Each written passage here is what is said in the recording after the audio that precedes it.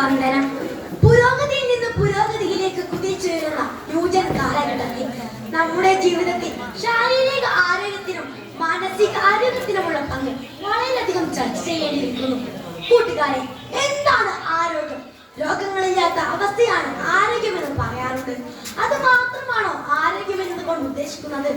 1948 ലോക ഹെൽത്ത് അസംബ്ലിയുടെ നിർവചന പ്രകാരം രോഗവൈകല്യ രാഹിത്യമുള്ള അവസ്ഥ മാത്രമല്ല, സമ്പൂർണ്ണ ശാരീരിക മാനസിക സാമൂഹിക സുസ്ഥിതി കൂടിയാണ് ആരോഗ്യം.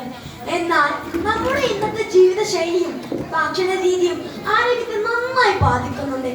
എല്ലാ തലത്തിലും പുരോഗതി ഉണ്ടെങ്കിലും ഭക്ഷണകാര്യത്തിലെ പുരോഗതി നമ്മുടെ ശരീരത്തിന് ഹാനികരമാണ്. ഈ ഒരു കാലഘട്ടത്തിൽ ഫാസ്റ്റ് ഫുഡ് ഇഷ്ടപ്പെടാത്തവർ വളരെ ചുരുക്കമാണ്. അമിതമായ ജങ്ക് ഫുഡ് കാരണം മറ്റു ജീവിതശൈലി രോഗങ്ങൾ പോലുള്ളവ നമ്മെ തേടി എത്താറുണ്ട്.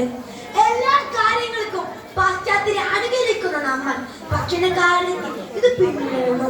എന്നാൽ ഇത് നമ്മുടെ കാലാവസ്ഥയ്ക്കും ശാരീരിക സ്ഥിതിക്കും എത്രത്തോളം അനുയോജ്യമാണെന്ന് നാം ചിന്തിക്കേണ്ടിയിരിക്കുന്നു. യന്ത്രവൽക്കരണം വന്നതോടുകൂടി മനുഷ്യന്മാർ മടിയന്മാരായി മാറി. ജോലിഭാരം കുറഞ്ഞെങ്കിലും വ്യായാമമായിരുന്ന പല കാര്യങ്ങളും ഇല്ലാതായി. പൊണ്ണത്തടിയന്മാരായും കുളവേലന്മാരായും വളർന്നു വരുന്നത് ഒരു കാരണം നമ്മുടെ ജീവിതശൈലി തന്നെയാണ്. എല്ലാ കാര്യങ്ങൾക്കും പാശ്ചാത്യരെ അനുകരിക്കുന്ന നമ്മൾ ഭക്ഷണ കാര്യത്തിൽ ഇത് പിന്തുടരുന്നു.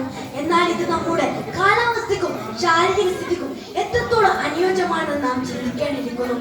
അതോടൊപ്പം സോഷ്യൽ മീഡിയയുടെ ഉപയോഗം ആരോഗ്യത്തെ നന്നായി ബാധിക്കുന്നുണ്ട്. കുട്ടികളുടെ ബുദ്ധിവികാസം, കാഴ്ച എന്നിവയെ നശിപ്പിക്കാൻ കഴിവുള്ളവരാണ് മൊബൈൽ ഫോൺ പോലുള്ള വിദ്യന്മാർ.